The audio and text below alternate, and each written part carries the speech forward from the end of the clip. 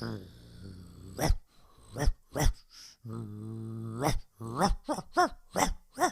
away from me, please, get away from me! Wow, aren't we lucky to have heard that original recording of a dog in 1529 attacking a poor older gentleman in a back alley of Norwich. A very interesting one to listen to, and I sure hope that older gentleman is okay. Well, obviously he's not okay now, he's dead now, but I hope he didn't die from the dog. Hello, and welcome back to the final couplet with me, Theo Cowan. Now, I've got a confession to make. I've actually been away in Canada for the last 3 months, and I've been tricking you into thinking that I've been recording these weekly, but I haven't. I recorded the last 3 weeks ago. So it feels like I've been on a break, but of course you've had the same fantastic content every bloody Sunday. So it's nice for me now to return to a bit of Shakespeare, because out in Canada they don't even know who Shakespeare is. Never heard of him. No one that I spoke to had heard of Shakespeare, so they weren't interested in the podcast. But of course, over here in England, he is a big celebrity for us. Now, another thing to say is that I hope in the coming months I will be getting some guests on the podcast, which is exciting. Probably gonna have a few Hollywood stars, some big names from the US, and indeed closer to home, England. But dotted amongst those A-list celebrities, I want to have some people on who aren't in the public eye necessarily, and who don't know much about Shakespeare, his plays or his poems, and, to lend those sad, pathetic people that aren't celebrities a voice. So I think the concept will be allowing these guests to read a sonnet, and then we'll discuss what it means in a sort of open form conversation. Anyway, keep your eyes and ears peeled for more news about that in the future. Anyway, enough about that. Let's get on to the main act. It's Sonnet 16! That's right. If you remember, Sonnet 15 drifted away from what we've become accustomed to, the subject matter of Shakespeare telling a young man to have a child. Will Sonnet 16 return to the subject matter we know and love? Almost certainly. Let's have a listen, shall we? Sonnet 16. But wherefore do not you a mightier way make war upon this bloody tyrant, time, and fortify yourself in your decay with means more blessed than my barren rhyme? Now stand you on the top of happy hours, and many maiden gardens yet unset with virtuous wish would bear your living flowers, much liker than your painted counterfeit. So should the lines of life that life repair, which this time's pencil or my pupil pen neither in inward worth nor outward fair can make you live yourself in eyes of men. To give away yourself keeps yourself still, and you must live, drawn by your own sweet skill. Well, it appears we're back to the good old days of telling young men to have kids, eh? It does seem like this is definitely a direct continuation on from Sonnet 15. And look, I know people say that all of these sonnets are just one long poem and you shouldn't break them up. But why has Shakespeare numbered them, eh? If it's one long poem, why has he numbered them? Tell me that. Huh? You don't have an answer to that, do you? Anyway, this definitely is a continuation on from Sonnet 15, because it starts with but. And who starts a poem with but? That's absolute madness. Now, let's dive into this and try and work out what the hell it all means. It might be useful to just begin with the final couplet from Sonnet 15, which was Shakespeare basically saying, as time takes away your youth, I recreate it with my poems, if you remember that. And then we move on to Sonnet 16, which starts with, but wherefore do not you a mightier way make war upon this bloody tyrant time? So that's saying, so I know I've just bigged up my sonnets and everything, but why not try and find a better way to fight the bloody tyrant, time, and fortify yourself in your decay with means more blessed than my barren rhyme. So this means strengthen yourself in your decay, meaning in your later years, in your as life goes on. Make yourself stronger with ways that are better actually than my stupid old sonnets, eh? Than my shitty little sonnets that I've been reading you. Now stand you on the top of happy hours, and many maiden gardens yet unset.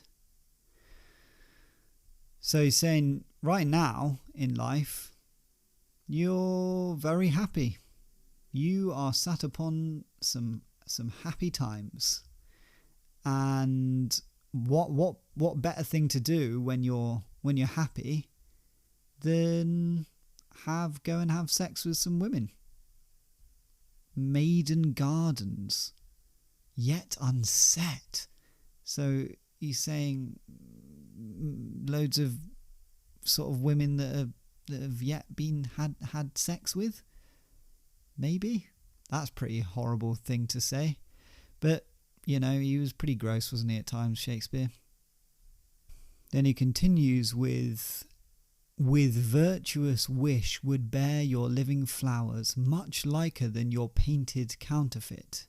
So those women that you have sex with would bear your children, and by bearing your children, they would create your image in a much better way than a painting, or indeed my poetry, Shakespeare's poetry. I was reading it in the first person there for a second. Shakespeare just took over for a second. He entered me. I did become the bard for a second. Sorry about that. When you're this connected to the text, it can happen. So should the lines of life that life repair, which this time's pencil or my pupil pen, neither in inward worth nor outward fair, can make you live yourself in eyes of men. So that's quite a long section, but I think the overall meaning is, time made you how you are, but it can't preserve your inner worth or outer beauty, and nor can a painting or indeed my poetry. That has to be done through having kids. Which leads us on to the final couplet. To give away yourself keeps yourself still, and you must live, drawn by your own sweet skill. Again, pretty similar meaning to a lot of the other final couplets we've had, but it essentially means, having a baby, giving yourself away and having a baby will preserve your image and ensure that you live on. drawn by yourself and not anyone else. You drew yourself by having a baby. Think of having a baby as a drawing of yourself that you've done that is also animated and comes alive and lives a whole life of its own. I think that's the best way to think of it. Well, it's good to have Shakespeare back to his old ways, isn't it? Is it? We really thought we were out of the woods with the with the old sonnets about having a kid, but we're not. We're not. Just when you think you're out, it draws you back in, as the famous movie quote goes. Anyway, let's see where this sonnet fits into our story. Now, if you remember last week, Shakespeare had heard that John was going to finally have a child with a woman. He doesn't know that that woman is his wife, but he was so happy he actually invited John to the Nag's Head, and he had lit all these candles and made it very romantic, and he'd written a sonnet just for that occasion. And the sonnet was, this sort of love poem almost. And that is what he had just read to John. So that's where we left off. Shakespeare finished reading Sonnet 15 to John. The candles twinkled in the darkness as the two men's eyes met. They kissed, slow at first, then more passionately. Eventually, John pulled away and said, "I've dreamt of this moment, Bill." And Shakespeare said, "So have I, John. So have I." And John said, "Just so I've got this straight, I think what you were saying in your poem is that I don't need to have a kid, because actually your poems are enough to preserve me. And you have been writing all of these sonnets because you actually love me.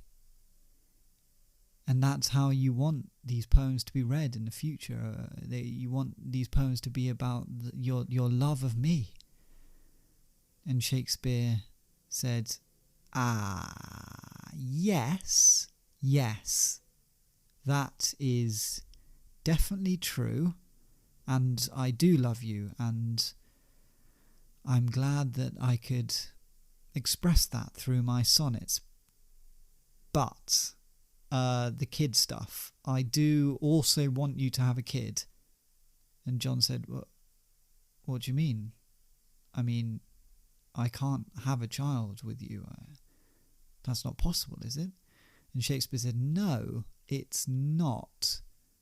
But although I love you, and it seems like you love me, I think you do also need to have a kid. So maybe a sort of surrogate situation."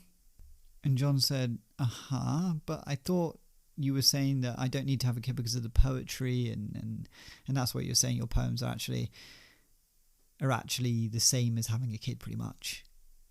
And Shakespeare said, yes, see, I was worried that that's how it would come across, which is exactly why I've written another sonnet to just sort of explain it. And John said, right, can you not maybe just explain exactly to me, just straight up? Because the sonnets are kind of a bit cryptic. And Shakespeare said, well, I think actually the sonnet will be very, very clear. I tried to make this one as clear as possible. And John said, well, because the last one was pretty clear, I thought. And Shakespeare said, yes, I know. When I was writing that, it did feel a little misleading, you know? And John said, right. And Shakespeare said, damn, I knew I should have just done it as one poem, but it didn't really fit the form of sonnets. You know, there's certain lengths, so it sort of felt like it had to be a sort of two-part thing. Anyway, let me just read this second part to you, and it'll sort of make sense, I think. And John said, Shakespeare, your sonnets are really starting to piss me off. And Shakespeare said, I know, I'm sorry, but really, can I just read this to you, because it's going to clear things up? Please. Oh, please. And eventually, John agreed to hear the second part of the sonnet. Shakespeare retrieved Sonnet 16 from his back pocket and read. Sonnet 16. But isn't it probably best to find a stronger way to fight the tyrant, time, and strengthen yourself in your old age than my silly old sonnets? Now you're at your happiest, and there are loads of lovely ladies that haven't been impregnated yet that would love to have your kids. These kids would recreate your image much better than any stupid painting or poem. Time created you, but it can't preserve your inner or outer beauty, and neither can my writing. Having a baby will ensure your image lives on by your own design. Lovely stuff. Some of his finest work. I'm very intrigued to see how John takes that part 2 of the sonnet and what will happen with this bizarre love triangle that has been created between Shakespeare, John, and Shakespeare's wife. The next few episodes will probably wrap up this current storyline, which is very exciting, because I do believe we will soon be moving on to different subject matters. Hooray! Until next week, have a good one. Bye!